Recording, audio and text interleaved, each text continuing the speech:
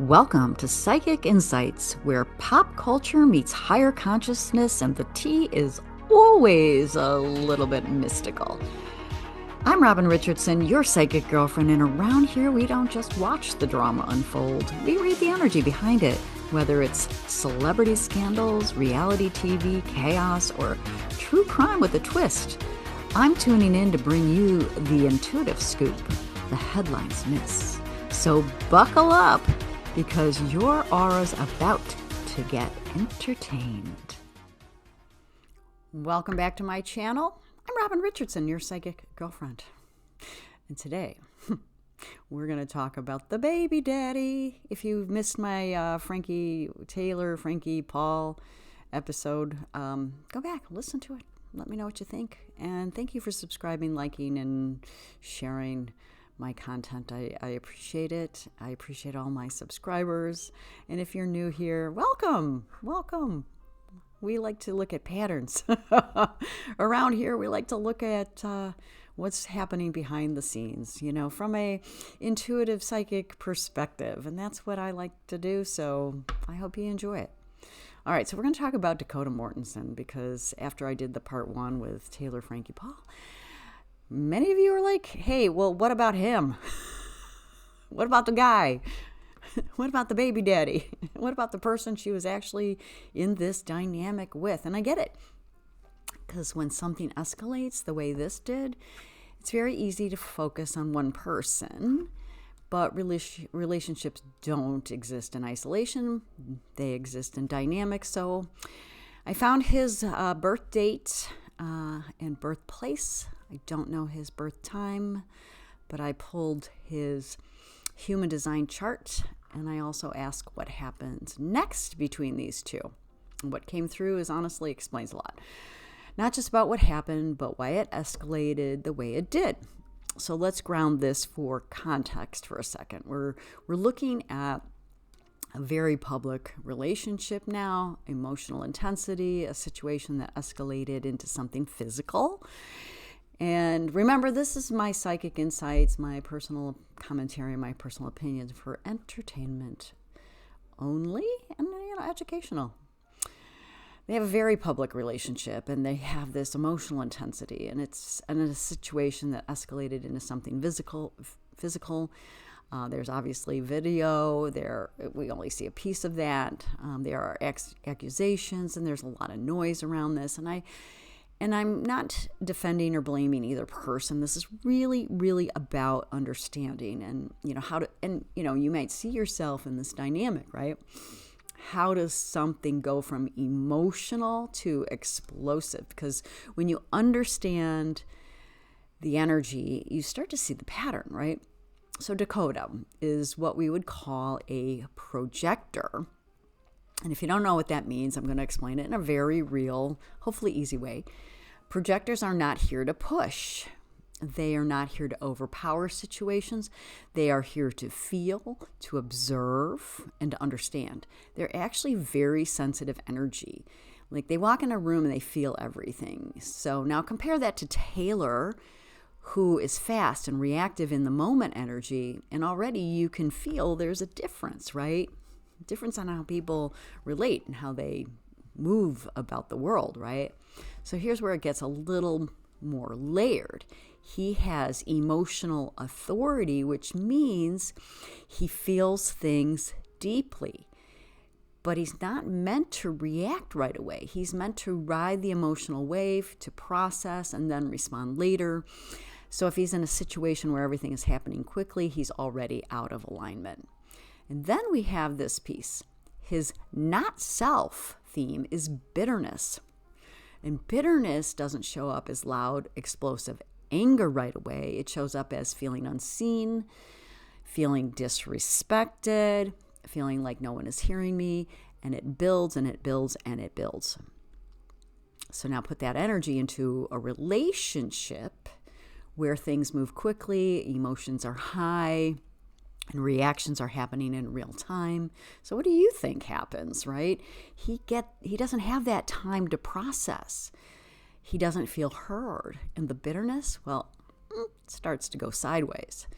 And it's not always directly, but emotionally, energetically, and eventually behaviorally. So they're dynamic together. So let's bring them together, because this is where everything starts to make sense. Taylor is fast, reactive, and acts in the moment, and Dakota is a slower processor, emotionally sensitive, and needs time. So what happens, she reacts instantly, he feels it deeply, and neither one of them is actually regulating what's happening. And this is the part I really want you to hear, because this isn't just about them, it's about the patterns. Her not self is frustration, his not self is bitterness. So what happens is she gets frustrated, she will react, he feels unseen and becomes bitter, his energy shifts and she reacts more, and it escalates again and again and again. This is the feedback loop. And once you're in it, it's really hard to break. Now here's the piece that really explains the intensity, because both of them carry emotional energy, but instead of one calming the other, they amplify each other. So emotions don't necessarily settle. They don't settle. They don't diffuse. They grow. They intensify. They escalate. And this is where things go from we're having an argument to this is out of control very quickly. So when I step back and look at this doesn't feel like a relationship that was meant to be calm. It feels like a relationship that was meant to trigger, expose, accelerate. This is what I would call an activation relationship, not a peaceful one, not a stable one, but one that brings everything to the surface. So I asked the question, what happens next between these two? Because they share a kid, right?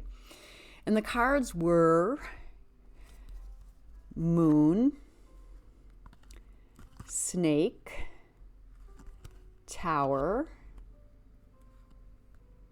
Anchor, Child, interesting, Key, Woman, Sun, and Letter. Now, I pulled these cards randomly just because I felt like, let's ask the cards, right? Because that's what I love to do. And the first thing that came through is the Moon and the Snake. And this is not clean. There is still emotional confusion, mistrust, and complexity. And this doesn't feel like two people who just walk away and are done. It feels layered, and not everything is fully out in the open yet. Then we have the Tower and the Anchor together. This is a very clear message. They separate, but they're still tied. Whether that's the kids, the children, shared history, or emotional residue, this connection just doesn't disappear. Now we know they have a child together, so they're kind of stuck with each other, right? And there's distance, but not full detachment. Then we have the child and the key. And this is where it shifts a bit. There's a new beginning here because child can also represent that. But it doesn't feel like everything goes back to where it was. It feels like a reset, a new phase, a different way of relating.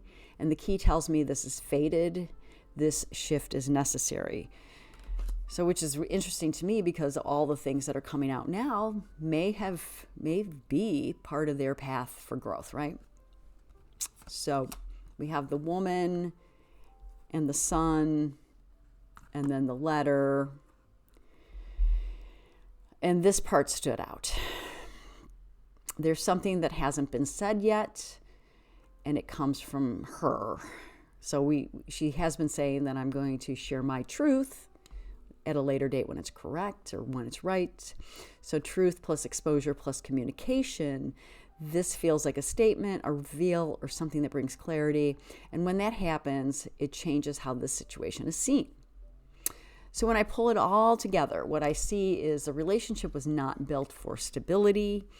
It was built for intensity, for lessons, and for exposure. And what happens next is not about them coming back together in the same way. It's really about separation, continued connection in some form, and a forced evolution. So what the news has been is Dakota now has custody of their child together.